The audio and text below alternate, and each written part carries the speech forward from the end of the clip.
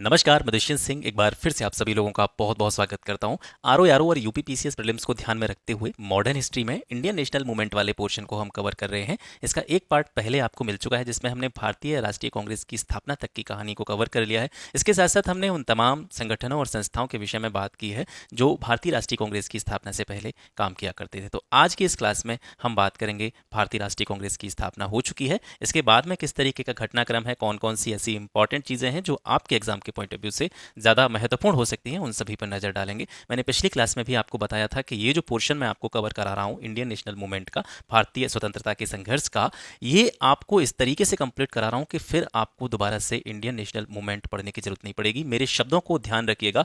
RO यारो का prelims होने वाला है, इसके बाद में यूपीपीसीएस का प्रीलिम्स होगा।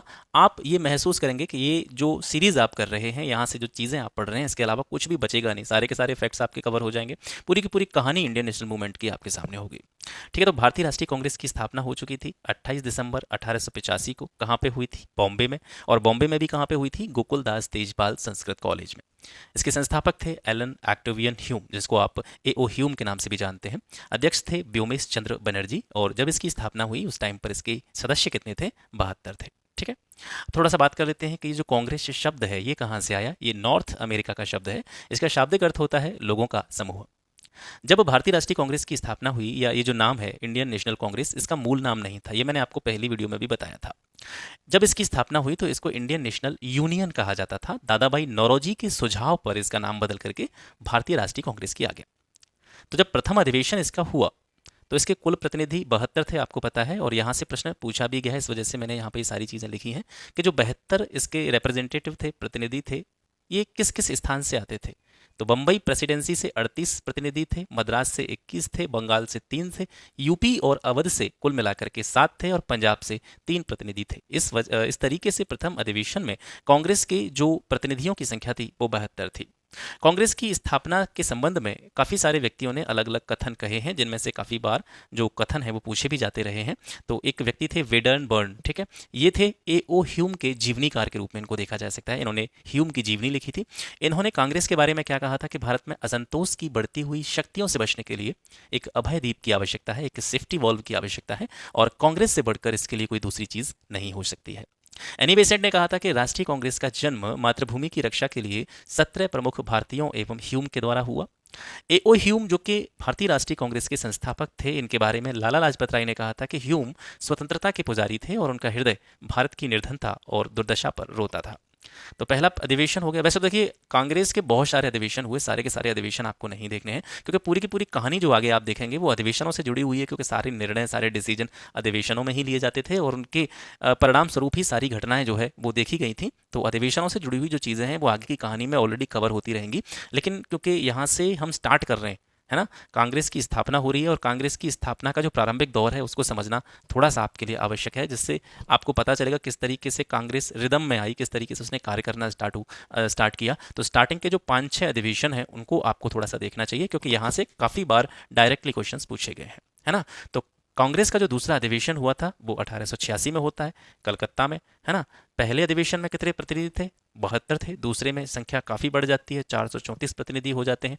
दूसरे अधिवेशन के अध्यक्ष कौन थे? दादा भाई नौरोजी। ये जो 5-6 अधिवेशन स्टार्टिंग वाले हैं, इसमें आपको इनकी सन याद रखने की ज़रूरत नहीं है। आप इसमें से 2-3 चीज़ें याद रखें। एक तो जो अधिवेशन हुए, शुरुआती 5-6 अधिवेशन जो हुए, उनमें इन अधिवेशनों के अध्यक्ष कौन थे, है ना, ये आपको याद रखना है, और किस स्थान पर यह अधिवेशन हुआ ये याद रखना है। और जो इंपॉर्टेंट चीज़ें हैं वो मैंने इसमें ऑलरेडी लिख ही रखी हैं, तो कोई दिक्कत नहीं है। इंडियन नेशनल कांग्रेस का दूसरा अधिवेशन कलकत्ता में 1886 में होता है। 434 प्रतिनिधि, अध्यक्ष थे दादा भाई नौरोजी। इसी अधिवेशन में नेशनल कॉन्फ्रेंस एक संस्था थी, इसका राष्ट्रीय कांग्रेस में विलय हो जाता है। और लॉर्ड डफरिन जो इस टाइम पर वायसराय हुआ करता था, इसने सभी रिप्रेजेंटेटिव्स को बुला करके क्या दिया था? एक पार्टी दी थी जिसे गार्डन पार्टी के नाम से जाना जाता है। तीसरा अधिवेशन 1887 में कहाँ पे होता है? मद्रास में होता है। इसके अध्यक्ष थे बदरुद्दीन तैयब जी। पूछा गया क्वेश्चन है कि कांग्रेस के पहले मुस्लिम अध्यक्ष कौन थे? तो बदरुद्दीन तैयब जी थे, इनका नाम आप याद रखेंगे। तीसरे अधिवेशन में जो प्रतिनिधियों की संख्या थी वो 607 थी। पहली बार इस अधिवेशन के लिए जनता से पैसा इकट्ठा किया गया था, तो ये इंपॉर्टेंट फैक्ट हो जाता है आपके लिए। तीसरा अधिवेशन जो था एक ऐसा अधिवेशन था जिसमें पहली बार इस अधिवेशन के आयोजन के लिए पब्लिक से पैसा कलेक्ट किया गया था। इसके साथ साथ इस अधिवेशन में 2 प्रस्ताव लाए गए।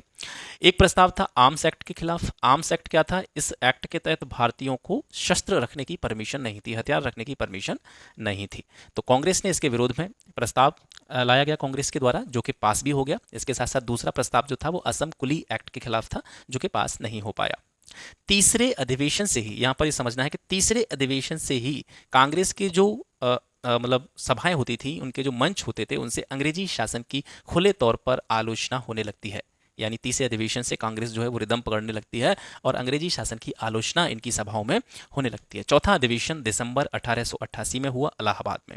इसके अध्यक्ष थे जॉर्ज यूले और इस समय सदस्य संख्या थी 1248।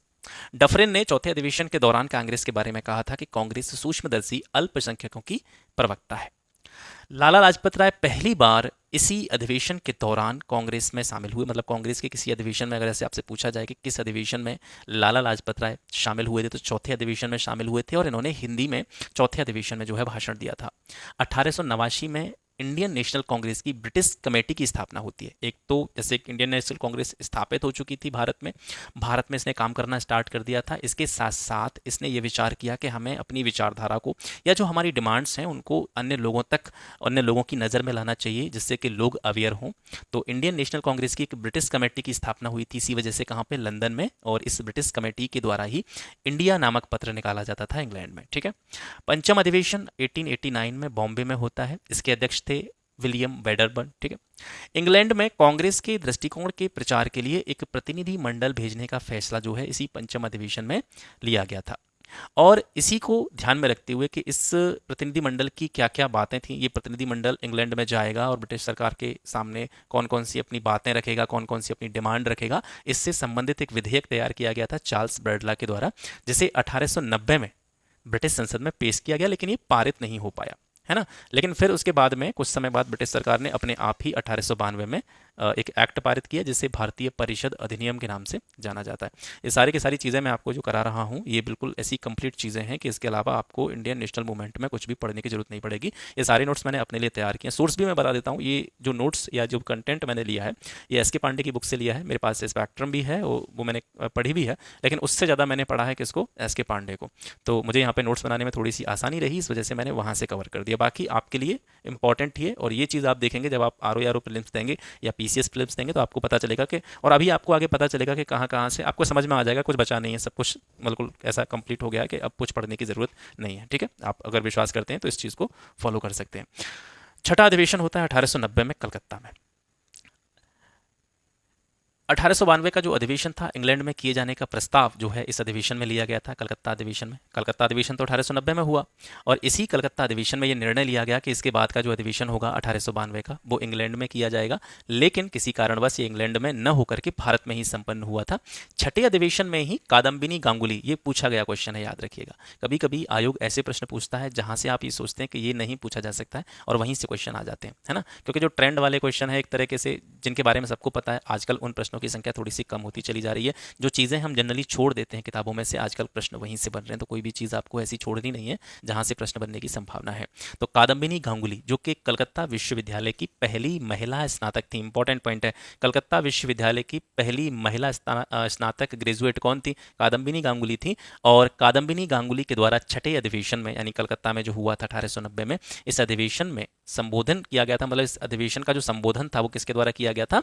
कादम्बिनी गांगुली के द्वारा किया गया था। इसके बाद में यहाँ से एक नई कहानी स्टार्ट होगी, जहाँ से आप चीज़ों को एक दूसरे से कनेक्ट कर पाएंगे। यानी जो कहीं ना कहीं गैप आपको अब तक दिख रहा था, वो यहाँ से ख़त्म हो जाएगा। यहाँ से चीज़ें एक दूसरे के साथ कनेक्ट होना स्टार्ट हो जाएंगी, जुड़ती चली जाएंगी, और एक कहानी के तौर पर ये सारी चीज़ें आपको समझ आने लगेंगी। मैंने आपको पहले भी बताया था कि जो स्वतंत्रता संघर्ष है उसको मुख्य रूप से 3 चरणों में बांटा जाता है। जो पहला वीडियो था मतलब उसमें एक इंट्रोडक्शन के तौर पर मैंने आपको बता दिया था कि पहला जो चरण है स्वतंत्रता संघर्ष का, वो भारतीय राष्ट्रीय कांग्रेस की स्थापना से लेकर के बंगाल विभाजन तक जाता है, 1905 तक जाता है।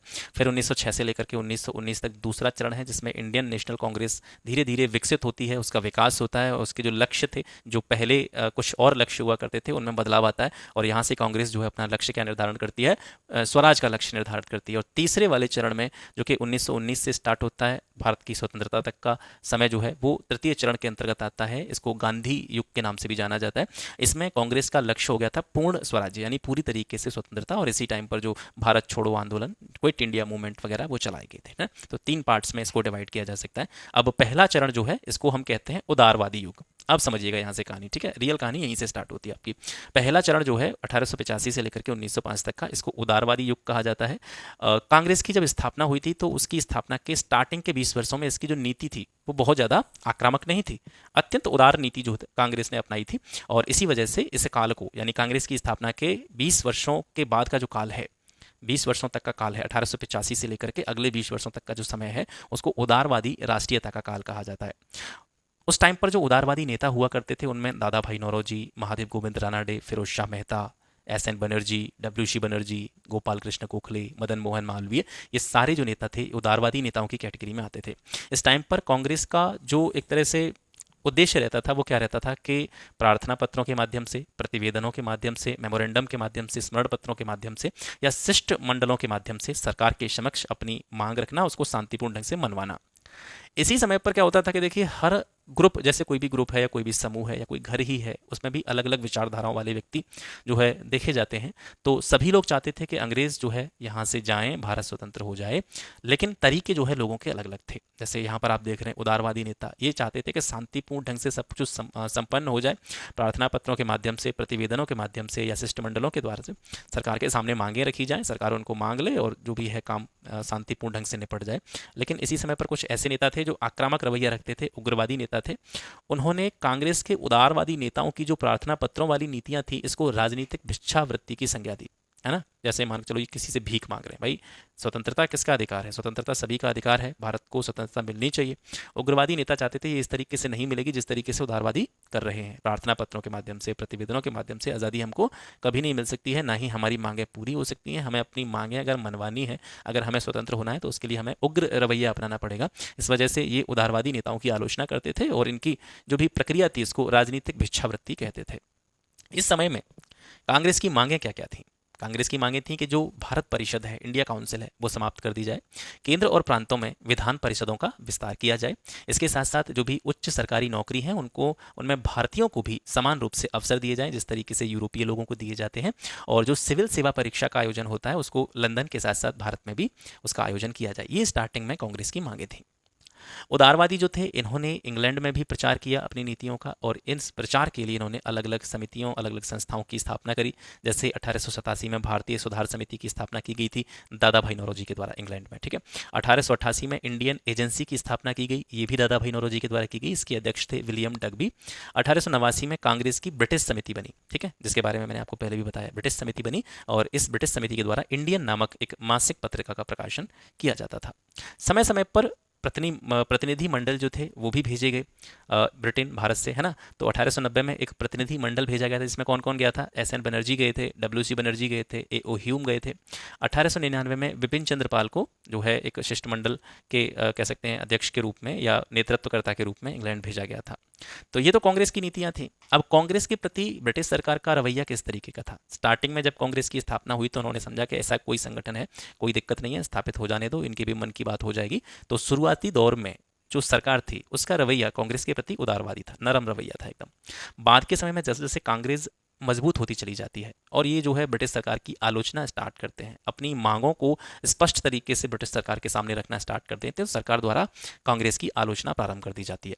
1888 में डफरिन ने ये कहा था कि कांग्रेस एक ऐसे नगण्य अल्पमत का प्रतिनिधित्व करती है जिसको एक शानदार साम्राज्य के शासन की बागडोर हरगिज नहीं दी जा सकती। डफरिन का यह मत था कि कांग्रेस का जो प्रतिनिधित्व है वो बहुत बड़ा नहीं है, उसको मतलब फॉलो करने वाले लोगों की संख्या बहुत ज़्यादा नहीं है। अब जब बहुत ज़्यादा लोग इसको फॉलो नहीं करते हैं, इसको नहीं मानते हैं या इसकी नीतियों का समर्थन नहीं करते हैं, तो एक बहुत बड़ा जो साम्राज्य है जिस पर हम बैठे हुए हैं, इसकी भागडोर इनके हाथ में कैसे दी जा सकती है? ये डफरिन का मत था। एल्गिन द्वितीय ने क्या कहा था कि हमने भारत को तलवार के बल पर जीता है और इसे हम तलवार के बल पर ही अपने अधीन रखेंगे। ये पूछा गया क्वेश्चन है, याद रखिएगा। 1900 में लॉर्ड कर्जन ने यह कहा था कि भारत में रहते हुए मेरी अंतिम इच्छा यही है कि मैं कांग्रेस की शांतिपूर्ण मृत्यु में सहयोग कर सकूं, मतलब कांग्रेस का जो संगठन था इसको समाप्त करने में अपना कंट्रीब्यूशन दे सकूं। तो यहाँ से सरकार भी जो है कांग्रेस की आलोचना करना स्टार्ट कर देती है, कहीं ना कहीं उसको समाप्त करने के बारे में, या उसमें जितने भी लोग काम करते थे या उन काम करने वाले लोगों के जो फॉलोअर थे उनमें फूट डालना स्टार्ट करती है। तो यहाँ से एक नीति अपनाती है सरकार, फूट डालो राज करो की नीति, और एक कह सकते हैं कि संप्रदाय के आधार पर, धर्म के आधार पर लोगों में विभाजन करने का प्रयास ब्रिटिश सरकार के द्वारा किया जाता है। मुसलमानों को भड़काना ये लोग स्टार्ट करते हैं। इसी क्रम में 1888 में सर सैयद अहमद खान के द्वारा एंग्लो मुस्लिम डिफेंस एसोसिएशन की स्थापना की जाती है ना। तो कहीं ना कहीं इसका जो जैसे जो संप्रदाय के आधार पर या धर्म के आधार पर लोगों में विभाजन की जो नीति ब्रिटिश सरकार के दिमाग में चल रही थी, उसी की परिणति के रूप में, उसी के रिजल्ट के रूप में बंगाल विभाजन की घटना सामने आती है 1905 में, 1905 में। देखिए, बंगाल का विभाजन लॉर्ड कर्जन के द्वारा किया गया था। तो उसने क्या एक अपना मत दिया था कि बंगाल जो है वो बहुत बड़ा प्रांत है ना, तो इसको, इसका जो एडमिनिस्ट्रेशन है, इसका जो प्रशासन है, इसको चलाने में बड़ी दिक्कत हो रही है। तो प्रशासनिक असुविधा के कारण हम बंगाल का विभाजन कर रहे हैं। लेकिन वास्तविक कारण क्या था कि बंगाल जो है एक बहुत बड़ा प्रांत था, और कहीं ना कहीं आप देखेंगे यानी यूरोपियों के आगमन से ही बंगाल जो है एक बहुत ही बड़ा केंद्र रहा था। सबसे ज़्यादा जैसे आप देखते हैं जब यूरोपियों का एडवेंट होता है, यूरोपीय भारत में आते हैं, तब यूरोपियों ने सबसे ज़्यादा जो फोकस किया था वो बंगाल पे किया था। और अंग्रेज़ों की अगर हम बात करें, ब्रिटेन के लोगों की बात करें, तो उन्होंने जितना शोषण बंगाल का किया उससे ज़्यादा किसी भारत के अन्य स्थान पर या भारत के किसी अन्य क्षेत्र का शोषण नहीं हुआ था, है ना। और यहाँ पर काफ़ी सारे लोग थे। तो कहीं ना कहीं ये बंगाल का विभाजन जो लॉर्ड कर्जन के द्वारा किया गया था, उसकी नीति ये थी कहीं ना कहीं हिंदू और मुस्लिम में एक तरह से एक धर्म रूपी दीवार खड़ी करना, विभाजन की एक रूपरेखा तैयार करना। तो बंगाल विभाजन का निर्णय लिया गया 20 जुलाई 1905 को, ठीक है।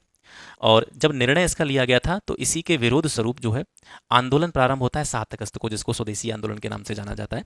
16 अक्टूबर को बंगाल विभाजन लागू कर दिया जाता है और इसके परिप्रेक्ष्य में समस्त बंगाल में शोक दिवस मनाया जाता है।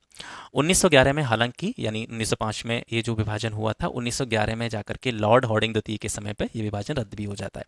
तो ये घटनाक्रम था संक्षिप्त। अब यहाँ से आगे देखते हैं कहानी विस्तार में। लॉर्ड कर्जन ने विभाजन का कारण क्या बताया था? प्रशासनिक असुविधा। ये पॉइंट भी पूछा गया है पेपर में, याद रखिएगा। 7 अगस्त 1905 को कलकत्ता के टाउन हॉल में बंगाल के विभाजन के विरोध स्वरूप स्वदेशी आंदोलन की घोषणा की जाती है। ये क्वेश्चन इस तरीके से भी पूछा गया है कि स्वदेशी आंदोलन किसका परिणाम था? तो ये बंगाल विभाजन का परिणाम था। रविंद्रनाथ टैगोर ने सुझाव दिया कि 16 अक्टूबर 1905 को राखी दिवस मनाया जाए, क्योंकि एक तरफ ब्रिटिश सरकार ने जहां बंगाल को विभाजित कर दिया था, लोगों में एक तरह से दरार पैदा करने का प्रयास किया था, तो वहीं पर रविंद्रनाथ टैगोर ने, क्योंकि राखी का मतलब क्या होता है? दो चीज़ों को जोड़ना। एक तरह से जब राखी का जो पर्व मनाया जाता है उसका मतलब है एक तरह से कनेक्टिविटी, है ना, एक दूसरे से सहयोगात्मक रवैया अपनाना।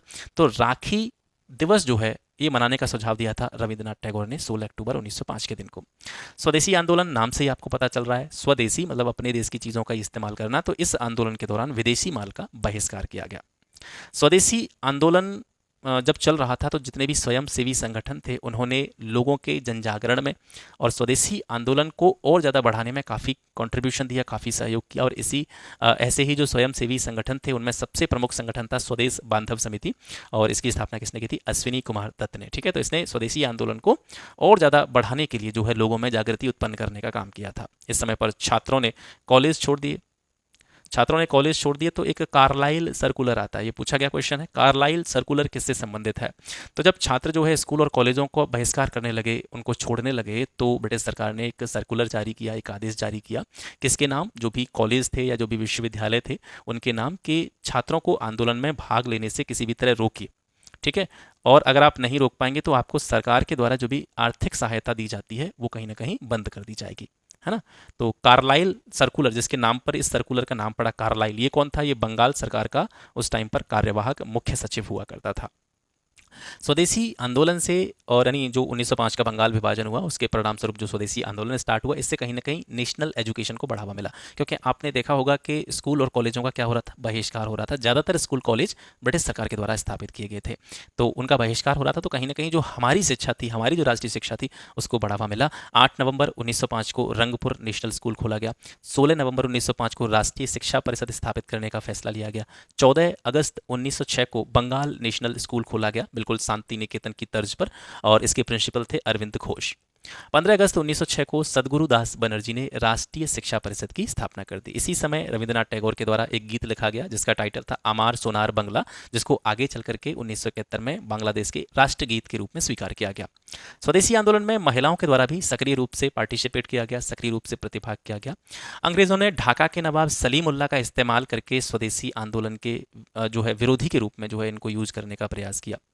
स्वदेशी आंदोलन की कुछ कमियां थीं। कमियां क्या थीं कि आंदोलन यूं तो एक बड़े पैमाने पर जो है काम कर रहा था, लेकिन किसानों को ये प्रभावित नहीं कर पाया। दूसरा कि इसमें बहुसंख्यक मुसलमानों ने भाग नहीं लिया। मुसलमानों के भाग न लेने के पीछे एक रीज़न था कि स्वदेशी आंदोलन में एक तरह से लोगों को कनेक्ट करने के लिए, लोगों को जागृत करने के लिए जिन चीज़ों का इस्तेमाल किया जा रहा था उसमें ज़्यादातर चीज़ें धार्मिक चीज़ें हुआ करती थी। धार्मिक प्रतीकों का सहारा लिया गया, धार्मिक मंचों का सहारा लिया गया, तो इस वजह से जो बहुसंख्यक मुसलमान थे वो इससे कनेक्ट नहीं कर पाए। और इसी वजह से जो है कहीं ना कहीं ये जो स्वदेशी आंदोलन था, इसका जो लक्ष्य था, जिस लक्ष्य को लेकर के ये स्टार्ट किया गया था, उस तत्कालीन लक्ष्य को भी प्राप्त नहीं कर पाया था। 1907-8 के बीच में सभी जो बड़े बड़े नेता थे स्वदेशी आंदोलन के, या तो वो निर्वासित कर दिए गए या गिरफ्तार कर लिए गए। इसके बाद में आता है अरुंडेल कमेटी। पूछा गया क्वेश्चन है, 1906 में ये बनी थी। तत्कालीन वायसराय लॉर्ड मिंटो द्वितीय के द्वारा इसका गठन किया गया था। और ये अरुंडेल कमेटी किससे संबंधित थी? ये जो बंगाल का विभाजन हुआ था, इसको दोबारा से संयुक्त करने पर इसने बल दिया था। 1907 में कांग्रेस का सूरत अधिवेशन होता है, जो पहले तय कहाँ पे था? ये कानपुर में होना था, लेकिन सूरत में हुआ था। और इस सूरत अधिवेशन में ही कांग्रेस दो भागों में बंट जाती है। अब कांग्रेस दो भागों में कैसे बटी, उसकी विभाजन की जो पृष्ठभूमि है, उसका जो बैकग्राउंड है, उस पर नजर डालिए। देखिए 1905 में बनारस अधिवेशन हुआ था, जिसके अध्यक्ष थे गोपाल कृष्ण गोखले। तो पहला अधिवेशन जो था, पहला जो मतभेद जो था, ठीक है, कांग्रेस का जो विभाजन हुआ था उसके बैकग्राउंड के बारे में हम बात कर रहे हैं। तो बनारस अधिवेशन में पहला मतभेद होता है कांग्रेस में। मतभेद किसको लेकर के होता है? प्रिंस ऑफ वेल्स के स्वागत के प्रस्ताव पर। कांग्रेस ने प्रिंस ऑफ वेल्स के स्वागत का प्रस्ताव जो है वो रखा था, जिससे कई लोग सहमत थे और ऐसा गुट भी था जो प्रिंस ऑफ वेल्स के स्वागत से सहमत नहीं था। तो पहला मतभेद यहाँ पे हो जाता है। यानी जो उदारवादी नेता थे वो प्रिंस ऑफ वेल्स का स्वागत करना चाहते थे, राष्ट्रवादी नेता जो थे, जो थोड़ा सा उग्र प्रवृत्ति के थे, है ना, वो जो है इससे सहमत नहीं थे। तो पहला मतभेद बनारस अधिवेशन में हुआ 1905 में। लाला लाजपत राय के द्वारा इसी अधिवेशन में सत्याग्रह को अपनाने का सुझाव दिया गया। फिर इसके बाद में अगला अधिवेशन होता है 1906 में कलकत्ता अधिवेशन, जिसके अध्यक्ष थे दादा भाई नौरोजी। यहाँ पर जो दूसरा मतभेद होता है वो किसको लेकर के होता है? अध्यक्ष पद को लेकर के मतभेद होता है ना। अध्यक्ष पद को लेकर के मतभेद होता है। वो कैसे होता है कि बाल गंगाधर तिलक, जो कि राष्ट्रवादी खेमे से आते थे, और दूसरा खेमा नरमपंथियों का था या उदारवादियों का था। तो तिलक चाहते थे कि लाला लाजपत राय को जो है अध्यक्ष बनाया जाए, नरमपंथी चाहते थे कि दादा भाई नौरोजी को जो है अध्यक्ष बनाया जाए। तो इसको लेकर के कहीं ना कहीं दोनों पक्षों में थोड़ा सा मतभेद होता है। दादा भाई नौरोजी इसी अधिवेशन में घोषणा करते हैं कि कांग्रेस का लक्ष्य जो है वो स्वराज प्राप्त करना है। 1907 का सूरत अधिवेशन हुआ। राष्ट्रवादी क्या चाहते थे कि लाला लाजपत राय को अध्यक्ष बनाया जाए, लेकिन जो उदारवादी नेता थे या नरम दल वाले नेता थे वो रास बिहारी घोष को अध्यक्ष पद के लिए प्रस्तुत कर देते हैं, है ना। तो कहीं ना कहीं इसी चीज़ को लेकर के दोनों में क्या हो जाता है? विवाद हो जाता है। हालांकि मोतीलाल घोष ने कांग्रेस की एकता को बचाने का प्रयास किया था, दोनों पक्षों में सुलह कराने का प्रयास किया था, लेकिन वे अपने इस प्रयास में असफल होते हैं और कांग्रेस जो है वो दो भागों में बंट जाती है। जो राष्ट्रवादी थे वो अपने आप को एक अलग नाम से बुलाने लगे। यहाँ से वो खुद को क्या कहने लगे कि हम नेशनलिस्ट पार्टी हैं, है ना। सूरत अधिवेशन स्थगित हो जाता है और बाद में इसको मद्रास में पुनः आयोजित किया जाता है, जिसके अध्यक्ष रास बिहारी घोष थे, जिसको के नरमपंथी जो थे वो बनाना चाहते थे। यानी कि पहले जो ये अधिवेशन हुआ था आपका कलकत्ता वाला, इसमें भी जो नरमपंथी थे या उदारवादी नेता थे वो रास बिहारी घोष को ही अध्यक्ष बनाना चाहते थे। तो सूरत अधिवेशन जो है स्थगित हो गया था। मद्रास में इसका दोबारा आयोजन हुआ और वहां पर रास बिहारी घोष को ही जो है कांग्रेस का अध्यक्ष बनाया गया। दिल्ली दरबार 12 दिसंबर 1911 जॉर्ज पंचम का भारत आगमन होता है। दिल्ली में उनके स्वागत के लिए राज दरबार का आयोजन किया जाता है और इसी समय या इसी राज दरबार में लॉर्ड हॉर्डिंग द्वितीय के द्वारा बंगाल विभाजन को रद्द कर दिया जाता है, इसकी घोषणा कर दी जाती है। ये जो है समय इसलिए भी महत्वपूर्ण है क्योंकि इसी समय जो भारत की राजधानी पहले कलकत्ता हुआ करती थी उसको ट्रांसफर करके दिल्ली कर दिया जाता है। तो आपसे क्वेश्चन पूछा जाता है कि दिल्ली भारत की राजधानी कब बनी थी? 1912 में बनी थी। घोषणा इसकी 1911 में कर दी गई थी लॉर्ड हॉर्डिंग द्वितीय के द्वारा। तो ये हो गया आज का सेशन। आगे की कहानी अगले सेशन में आपको मिलेगी। और अगर वीडियो अच्छा लगता है, कंटेंट अच्छा लगता है, तो इसको अपने मित्रों तक शेयर जरूर कीजिएगा। समय काफ़ी है अभी, ताकि ये सारी चीज़ें सभी लोग अच्छी तरीके से कवर कर सकें। और आप कंपेयर करके देखिएगा चीज़ों को। आप कहीं से भी पेड कोर्स ले रखा होगा, आप कहीं से कोर्स लेकर के पढ़ाई कर रहे हैं, तो जो चीज़ें मैं आपको दे रहा हूँ इनको कंपेयर करके देखिएगा। और शायद मुझे लगता है कि आजकल कोचिंग यानी कंप्लीटली कोचिंग लेने की ज़रूरत बची नहीं है। अगर आप थोड़ा सा किताबों पर ध्यान देंगे तो सारी चीज़ें यहीं से मिल जाती हैं। ठीक है, तो आगे दूसरे वीडियो में आगे की कहानी को देखेंगे। आज के लिए बस इतना ही।